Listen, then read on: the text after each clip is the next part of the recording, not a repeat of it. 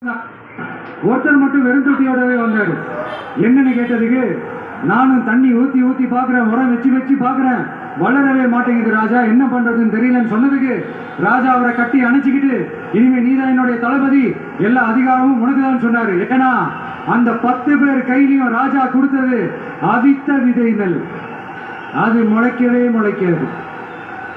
அந்த 9 திருட்டு பயல என்ன பண்ணிருக்காங்கன்னா, வேற விதை நெல்லை வாங்கி அதை வளர்த்துட்டு ராஜாவையும் மக்களையும் ஏமாத்திருக்கிறாங்க. ஆனா இவர் மட்டும் உண்மையை போட்டு உடைச்சிட்டார். அதனால ஒரு நாட்டுக்கு திறமை எந்த அளவுக்கு முக்கியமோ அந்த அளவுக்கு உண்மையும் நேர்மையும் முக்கியம்.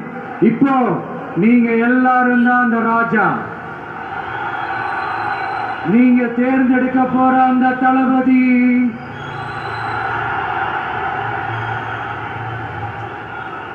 சும்மா சினிமாக்காரன் சினிமாக்காரன் சினிமாக்காரன். அம்பேத்கர் அவர்களை தோக்கடிச்சது சினிமாக்காரன் இல்ல, அரசு.